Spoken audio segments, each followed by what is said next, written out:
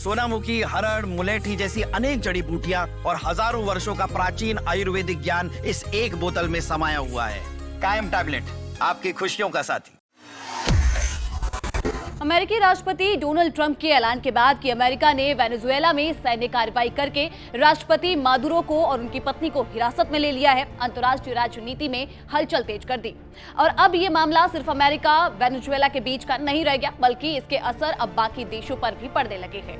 भारत भी इससे अछूता नहीं रह गया है। बता दें कि भारत और वेनेजुएला के बीच भले ही मौजूदा समय की अगर हम बात करते हैं तो व्यापार बहुत बड़ा ना हो, लेकिन दोनों देशों के बीच कई अहम वस्तुओं का लेन देन होता रहा है। भारत वेनेजुएला से कच्चे तेल के साथ साथ पेट्रोलियम, कोक, लोहे और तांबे का कबाड़ और इसके साथ ही कुछ ऑर्गेनिक केमिकल्स आयात करता है। आंकड़ों के मुताबिक वित्त वर्ष 2023-24 में भारत ने वेनेजुएला से करीब 43.4 मिलियन डॉलर का लोहा आयात किया था। वहीं 2024 के उपलब्ध आंकड़ों के अनुसार भारत के 22 मिलियन बैरल कच्चा तेल जो है और लगभग 36.2 मिलियन डॉलर का एल्यूमिनियम वेनेजुएला से खरीदा था।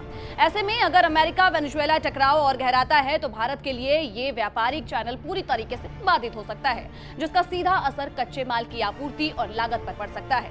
भारत के नुकसान का सबसे बड़ा पहलू सरकारी तेल कंपनी ONGC विदेश से जुड़ा हुआ है। इस कंपनी ने वेनेजुएला के ऊर्जा क्षेत्र में भारी निवेश किया था, लेकिन अमेरिकी प्रतिबंधों के चलते भारत की सरकारी कंपनी के करीब 600 मिलियन डॉलर अब भी वहां फंसे हुए हैं। ये राशि न सिर्फ एक वित्तीय नुकसान है, बल्कि भारत की ऊर्जा कूटनीति के लिए एक बड़ा झटका मानी जाती है। प्रतिबंधों के बाद से भारत से वेनेजुएला को होने वाला दवाइयों और कपड़ों का निर्यात भी अब काफी हद तक कम हो गया है। अब अमेरिकी सैन्य कार्रवाई के बाद से ये आशंका जताई जा रही है कि भारत और वेनेजुएला के बीच बचा कुचा एक्सपोर्ट इंपोर्ट जो है वो भी ठप हो सकता है। भारत के सामने सबसे बड़ी चुनौती संतुलन बनाए रखने की है। एक तरफ अमेरिका भारत का एक अहम रणनीतिक और व्यापारिक साझेदार है। दोनों देशों के बीच रक्षा, तकनीक, निवेश और इसके साथ ही व्यापार को लेकर लगातार बातचीत चल रही है। अब ऐसे समय में भारत ऐसा कोई बयान नहीं देना चाहेगा जिससे अमेरिका के साथ रिश्तों में तनाव आ जाए, खासतौर पर तब जब द्विपक्षीय व्यापार समझौते पर बातचीत लगातार जारी है। वहीं दूसरी तरफ भारत की विदेश नीति हमेशा से अंतर्राष्ट्रीय कानून, संप्रभुता और नियम आधारित वैश्विक व्यवस्था की वकालत करती रही है। किसी संप्रभु देश में बाहरी सैन्य हस्तक्षेप पर भारत का खुला समर्थन उसकी पारंपरिक नीति के खिलाफ जाएगा। यही वजह है कि भारत ने इस पूरे घटनाक्रम पर अब तक बेहद संयमित रुख अपनाया हुआ है। ये मामला इसलिए भी अहम हो जाता है क्योंकि ग्लोबल साउथ के कई देश भारत को जिम्मेदार और संतुलित नेतृत्व के रूप में देखते हैं। अब ऐसे में अगर भारत अमेरिकी कार्रवाई पर चुप रहता है तो ये सवाल उठ सकता है कि क्या भारत सिर्फ अपने राजनीतिक हितों को प्राथमिकता दे रहा है, और अगर भारत खुलकर विरोध करता है तो अमेरिका के साथ रिश्तों पर यहाँ पर बड़ा असर पड़ सकता है। अगर हम इस पूरे मामले को आर्थिक दृष्टि से देखते हैं तो ट्रंप के इस कदम से भारत को तुरंत कोई बड़ा नुकसान तो नहीं होता दिखता, लेकिन भारत वेनेजुएला व्यापार पहले से ही अमेरिकी प्रतिबंधों के चलते काफी घट चुका है। हालांकि अप्रत्यक्ष नुकसान की आशंका जरूर है।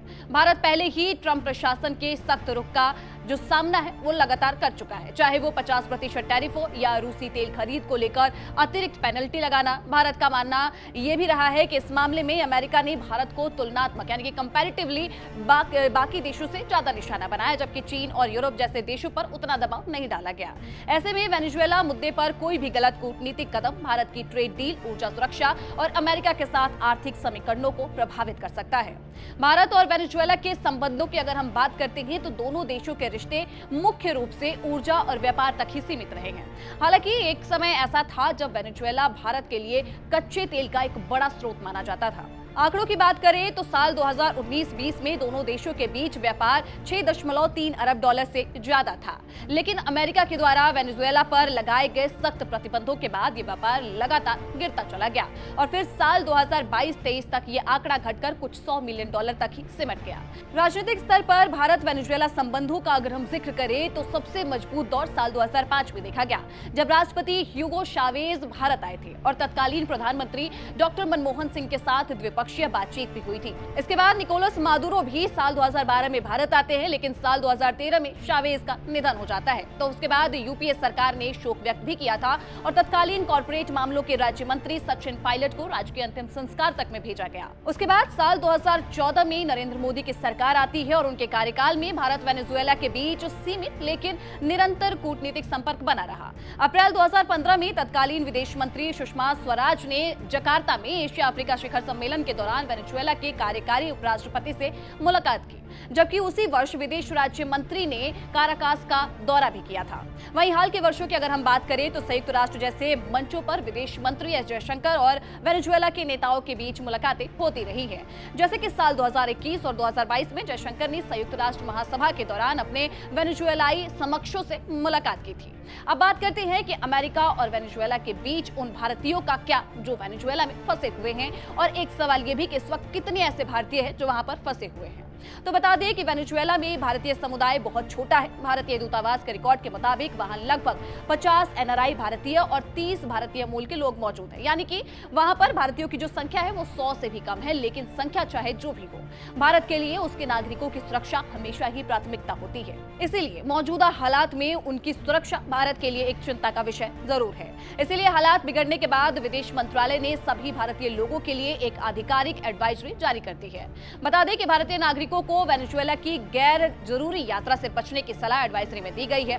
इसके अलावा वहां पे मौजूद भारतीयों के लिए मंत्रालय ने यह कहा है कि वे अत्यधिक सावधानी बरतें और अपनी गतिविधि सीमित कर ले, यानी कि बिना जरूरी काम के यात्रा करने से बचे और काराकास स्थित भारतीय दूतावास के संपर्क में रहे। आपात स्थिति के लिए भारत सरकार की ओर से एक ईमेल और इमरजेंसी नंबर भी जारी कर दिए गए हैं। ये नंबर और ईमेल आप स्क्रीन पर देख सकते हैं। तो देखा आपने कैसे भारत इस पूरे मामले में संतुलन बनाकर चल रहा है। एक तरफ उसे अपने नागरिकों की सुरक्षा सुनिश्चित करनी है, तो दूसरी तरफ अमेरिका के साथ रणनीतिक और आर्थिक रिश्तों को भी नुकसान नहीं पहुंचाना है। इसके अलावा भारत ये भी नहीं चाहता कि किसी बयान से उसकी ट्रेड डील या ऊर्जा सुरक्षा प्रभावित हो जाए।